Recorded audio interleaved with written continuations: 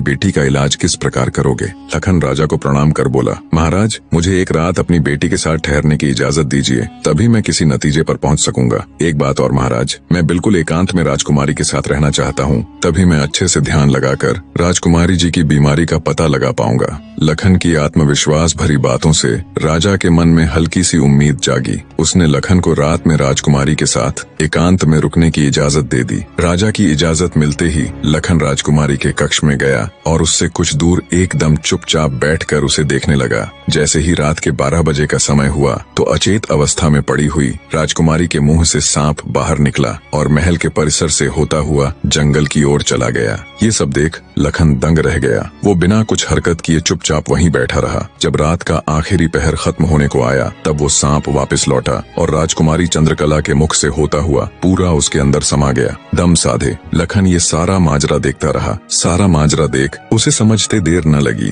कि राजकुमारी की सारी बीमारी की जड़ ये सांप ही है। सुबह हुई तो राजा चंद्रसेन डर और बेसब्री के मिश्रित भावों के साथ लंबे लंबे कदम रखता हुआ अपने मंत्री के साथ राजकुमारी के कमरे में आया और बेसब्री से उसने लखन से पूछा, बताओ लड़के, तुम किस नतीजे पर पहुंचे? क्या मेरी बेटी ठीक हो जाएगी? लखन बोला, महाराज, मुझे राजकुमारी की बीमारी का पता चल गया है और ईश्वर ने चाहा तो वो जरूर ठीक हो जाएगी। आप मुझे एक रात का समय और दीजिए और मेरे लिए एक तलवार, एक मिट्टी से भरी हुई बड़ी सी बाल्टी का इंतजाम कर दीजिए। लखन की बात सुन राजा को बहुत सुकून मिला। उसने मंत्री को लखन के द्वारा मांगा गया सारा सामान उसे देने का निर्देश दिया। अब सभी को इंतजार था तो बस रात का।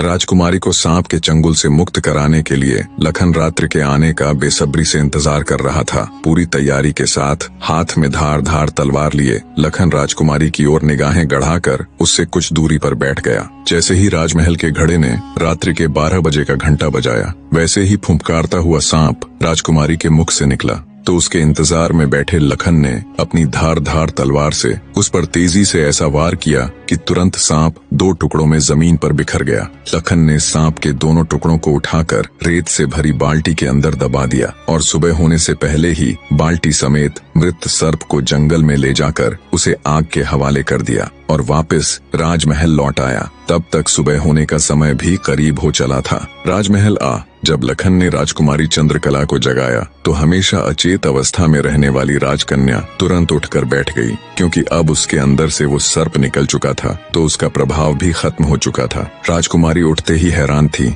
उसे ऐसा लग रहा था जैसे पता नहीं वो कितने सालों से नींद में थी। जब लखन ने राजकुमारी से उसके स्वास्थ्य के बारे में पूछा तो अचंभित राजकुमारी ने अपने आप को बिल्कुल ठीक बताया। तब तक सुबह भी हो चुकी थी। उधर राजा भी पूरी रात सोया नहीं था। उसे बस इंतजार